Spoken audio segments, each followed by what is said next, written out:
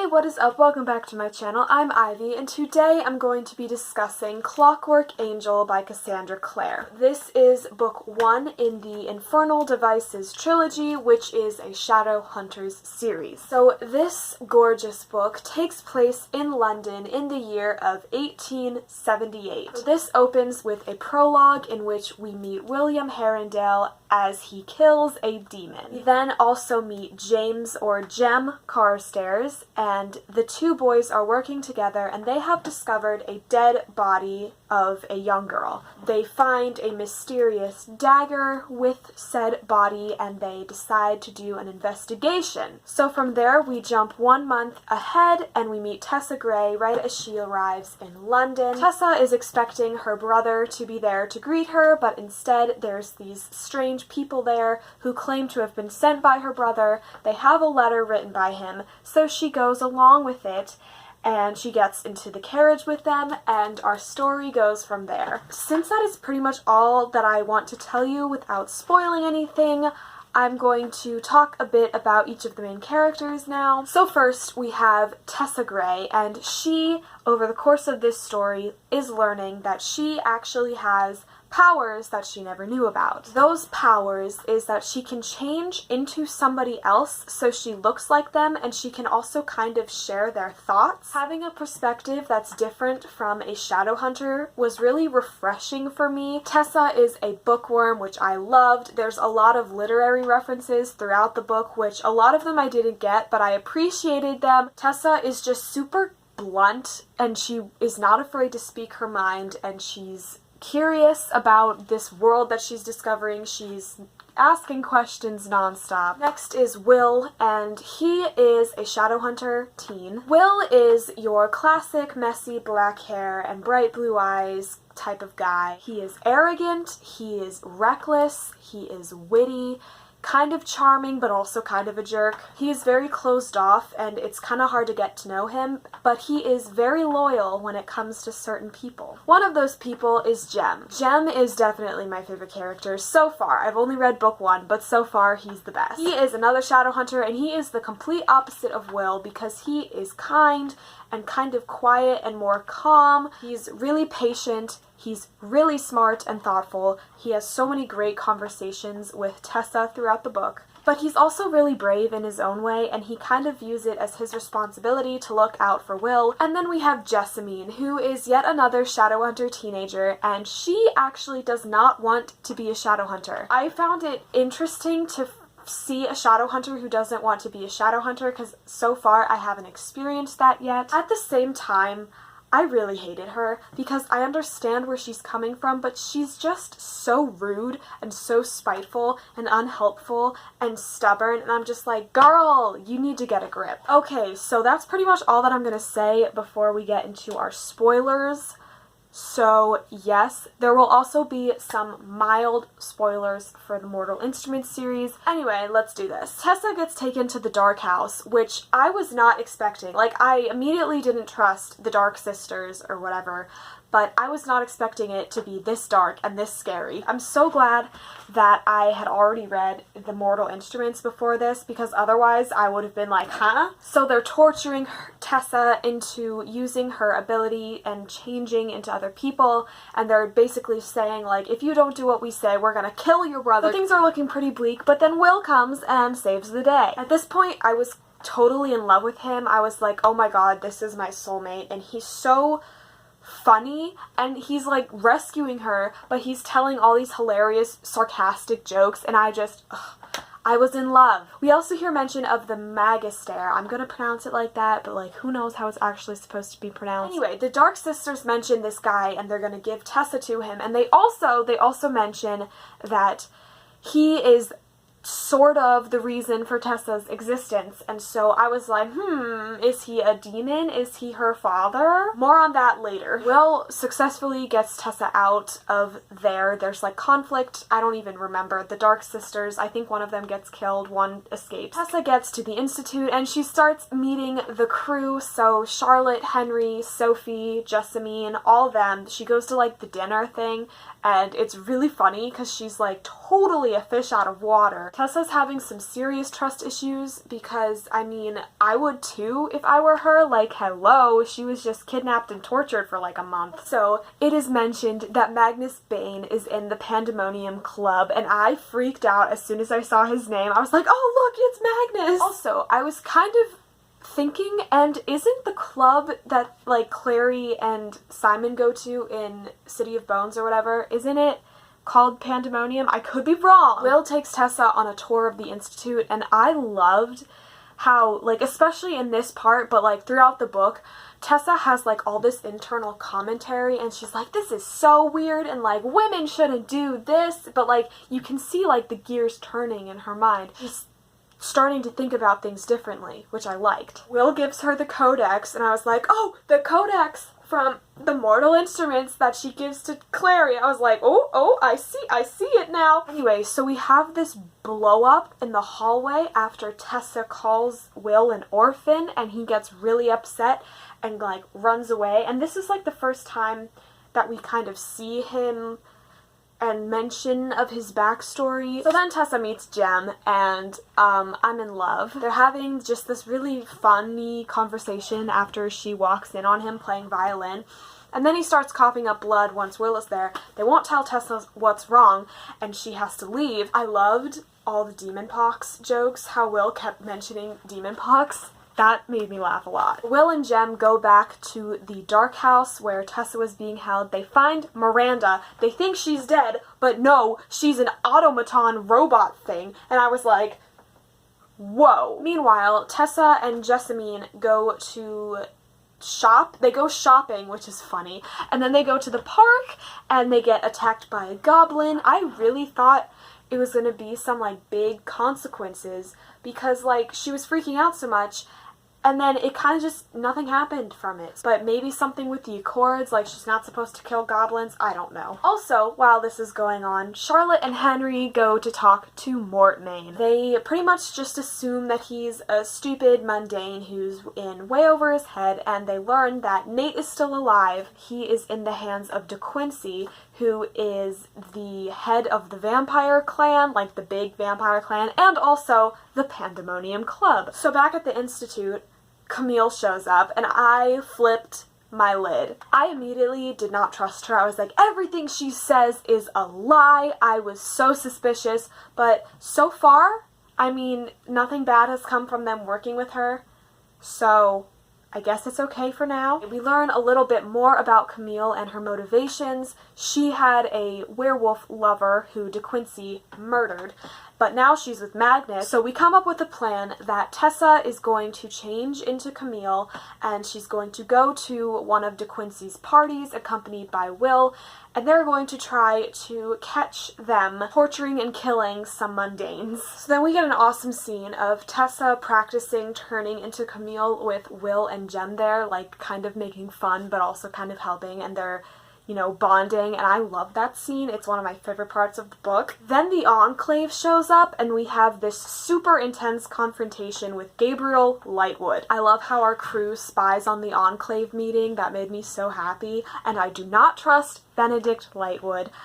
He is a jerk, and there's just something wrong there. I don't know what it is, but there's something not right. So then we go to the party, and I was so anxious. Tessa is technically Camille right now. She has Will as her subjugate, which, oh my god, they met De Quincey and he was like, can I bite him? And I was like, heck no, you can't bite him, he's too hot for that. They meet up with Magnus, they're kind of like searching the house, and they find these papers slash blueprints. The papers are for a spell that they need to infuse demon energy into the automatons so that they can make them an army, and I was just like, okay. Magnus makes a comment about blue eyes and dark hair being his favorite combination, and I died. We're in the music room, and it's like there's this human up there that they have like a hood over or whatever, and they're gonna torture him, and I was like, oh, it's Nate. I mean, obviously, come on. And it was Nate. The Enclave shows up, they start killing all the vamps, and I honestly felt kind of bad for the vampires. I feel like in the Shadowhunters books, there's a theme of Shadowhunter supremacy. The system's a bit messed up, and the way they treat downworlders is very messed up, and I don't know, it's kind of reminding me of, you know, some racial issues that actually exist. In the end of this conflict, skirmish, whatever, De Quincey escapes and they rescue Nate, so that's good. Yay! We get back to the Institute and Nate's going like insane, so Brother Enoch shows up and is like, I'm gonna help him because the Silent Brothers do that stuff. So then we have the attic kiss scene, and this is probably the biggest issue that I had with this book. We're in the attic, you know, Tessa and Will are kind of sharing this moment. They kiss, and then he pushes her away and tells her to leave and doesn't give a reason. And then he continues to push her away for the rest of the book. And I get it. I get that Will has some issues that he needs to work out, but at the same time, I hate the trope of like, boy likes girl, girl likes boy, but boy has a problem, but he won't communicate it to girl. Like, it's really, you just need to talk it through. I know they're probably gonna end up together in the end, and it's making me mad, because all this drama is so unnecessary. All you have to do is say, hey, like, I'm just not ready for this right now, instead of pushing her away and acting like a jerk. Okay, glad we had that talk. I'm so team Jem. Like, he's so much better than Will. He is actually a nice, decent person, and he genuinely cares about Tessa and shows it. So yeah, definitely team Jem over here. Tessa gets really mad at all the Shadowhunters in the library, which leads her to go with Jem to his favorite spot in London, which is Blackfriars Bridge. I don't know if I remembered that correctly. Tessa and Jem have a bonding moment on this bridge, and we also learn a little bit more about some backstories. We know that Will, for some reason, left his parents and didn't want to see them when he came to the Institute, so that's intriguing. Also, we learn that Jem's parents were killed by a demon. Everything's going great, and then all of a sudden, we get attacked by automatons, and Tessa and Jem barely make it back to the Institute, but before they're safely inside, the leader of the automatons, like, claws at Jem's chest and then runs away. And I was like, no, that's so not good. Like, that happened for a reason. At this point, I was also like, what if De Quincey isn't the Magister? And more on that later. But so Jem isn't doing so well, and Tessa goes in to talk to him, and this is when we learn about his backstory. Holy crap. I was not expecting it to be that dark and that tragic. Demon attacked the Institute where he was living with his parents. The demon tortured him in front of his parents, killed his parents, and now Jem is addicted to this like demon drug, and it's slowly killing him, but if he stopped taking it, then he would die faster and more painfully. Yeah, that's intense. So after that, we go to the library where Nate tells everyone his story. The watered down version of it is he got mixed up with the Pandemonium Club because he learned that his parents were part of it. He loses a lot of money. He gets addicted to warlock juice, and then he's blackmailed into writing Tessa to convince her to come to London. It's also revealed that the Dark Sisters have figured out the binding spell and that they're going to, like, do it at midnight. Maybe not midnight, just that night, because of the full moon. I don't know. Charlotte and Henry go to confront De Quincey and try to stop him from, you know, creating an army. After they have left, though, Mortmain shows up, and he tells Will and Jem that the Dark Sisters are actually in a different location, and they're going to do it there. Will and Jem are like, well, we have to stop this because our friends are gonna die. So they go to the Dark Sisters' house, leaving Jessie, Tessa, Sophie, Nate, Agatha, and Thomas all at the Institute. Will and Jem get to wherever the heck the Dark Sisters are, and they discover that they were lied to, and De Quincey isn't the Magister. And at this point, I was like, uh-oh. Like, what was going through my mind was that the Magister was Camille. I was wrong. So back at the Institute, automatons attack. And guess how they get in? The leader, who ran away, had Jem's blood. And I was like, oh, there we go. That's why. We learn that Mortmain is the Magister, which, whoa. And, more shocking and more angering, Nate is serving him and is an evil bastard. Agatha and Thomas both get killed, which is depressing, but like, I didn't really care much about them, so it's fine. We have this really intense conversation between Nate and Tessa in the hallway before Sophie comes and knocks him out, which is awesome. We learned that Nate killed Aunt Harriet, and he's just evil. We're just gonna leave it at that. I will say that Mortmain's plan of like manipulation and dividing everybody and also killing off like the Dark Sisters and De Quincey all at the same time was genius. Can we talk about church for a second? Jem finds this cat with Mrs. Dark or whatever after they, you know, kill her. And it's Church. And he's like, I bet this cat's gonna live forever. And I was like, I bet you're right. Then, so Tessa's like in trouble and the Clockwork Angel, which from the beginning I was like, well, of course something has to happen with the angel because that's literally the title of the book.